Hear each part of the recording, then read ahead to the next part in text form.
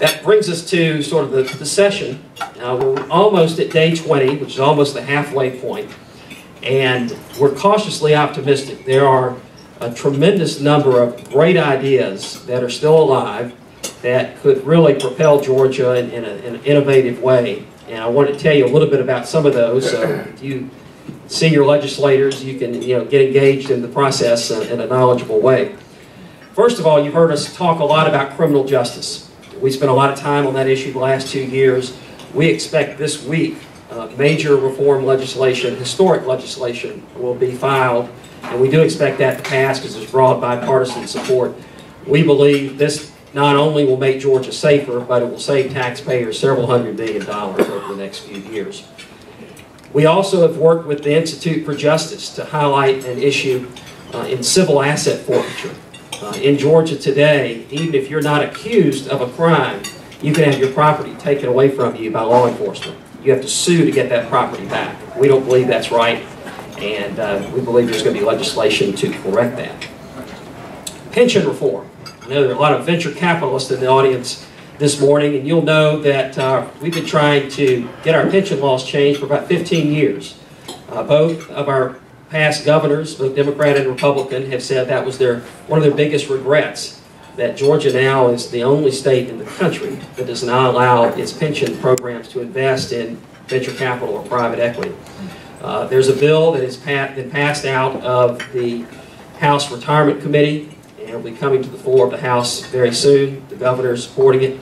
It does not include teachers' retirement system. Make sure everyone knows that. But it does include the employees' retirement system. So it's a great step, and we would no longer be the only state in the country. We think that would have a great effect in helping us keep so many of our entrepreneurs here in Georgia. Tax reform. We had an article in AJC today on that issue. We continue to push that issue. We've been talking about that for over 2 years. Dr. Christine Reese, who's on the Tax Council, is here with us today. She went around the state and came up with a great plan. Got a lot of debate last year. Weren't able to pass it, but the legislators have said they want to pursue comprehensive tax reform. This is a great time to do it. We believe if we do it right, we could significantly reduce our personal income tax, perhaps as low as cutting it in half, and we hope to see some legislation on that very soon. In healthcare reform, many of you were at our legislative policy briefing when we rolled out a new plan for the patient compensation system, which would replace our current system of litigation dealing with medical malpractice. Rick Jackson spoke on that subject. He has since authored a study for us. He has found that defensive medicine is up to 26% of all healthcare spending in our country. Huge amount, and a lot of wasted money. And he has brought forward, and I see Dr. Brian Hill in the audience. He was with us and talked on that subject in our legislative briefing as well.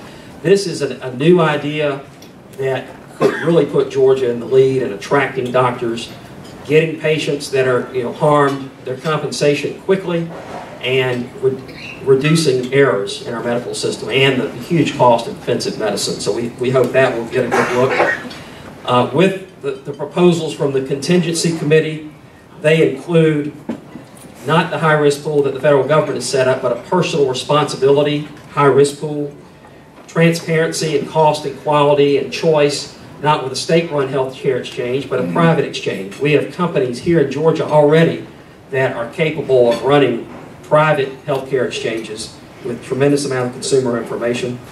One of the fundamental problems with our healthcare system is the tax code and the tax inequity, both at the federal and state level. We believe we can address a majority of these issues at the state level. We've got legislation for that. And finally, enhancing competition and innovation by creating a large marketplace. Last year, or maybe it's 2 years ago, we passed legislation so we here in Georgia can buy an insurance policy anywhere in the country. But it was a one-way street. We think our companies ought to be able to sell insurance policies to anyone in the country. And we put together an idea to create a compact of several states so we can maybe create a market of 50, 60 million people with other states that have similar health insurance regulations. so that we really can create that economy of scale to enhance competition and lower costs. And finally, the subject we're going to be talking about today, in education. In just a few hours, the House of Representatives will be voting on a constitutional amendment to address the very unfortunate ruling by the Georgia Supreme Court last May that stated that the state had no role in education, and that it was an exclusive responsibility of local boards of education. We don't believe that's true. We also believe that in order for us to have a thriving public charter school movement here in Georgia, we're going to have the state's involvement. And the funding of charter schools is going to have to be adequate. This amendment would address those concerns. They fell short a week ago, but we believe that they may have the votes today. In addition to that, there's legislation to increase our special needs scholarship to include military families, to enhance the tuition tax credit scholarship. We hit our cap of $50 million very quickly this year. We want to match the language in Florida, where you automatically, when you hit the cap, it bumps the cap up by 25%. And in exchange for that, we want more transparency for the school scholarship organizations. We also are looking at lots of digital learning legislation. Of course, you heard a lot about that at our last breakfast. The Move On When Ready 2.0 that Dean Alford talked about. The statewide clearinghouse that would allow virtual schools that are run in, say, Gwinnett County and Forsyth to make those classes available to every child in the state. You know, imagine if we could tell anybody to move to Georgia, every child has access to a Gwinnett County quality of education. How amazing would that be? Bring your own technology. Already passed out of the House. In school right now, it's illegal to have one of these things. We can change that law, because not every school system can afford to give every child an iPad or a laptop. But in rural Georgia, you know, it's amazing how creative teachers have become in using cell phone technology in the classroom. We're going to make that legal. And finally, Chip Rogers has a digital learning bill, which will take off the funding cap for online classes from the Georgia Virtual School, put that in the QBE formula so there's no artificial cap, and make sure that every child has access to an online class before they graduate. So, as you can see, that's a pretty full plate.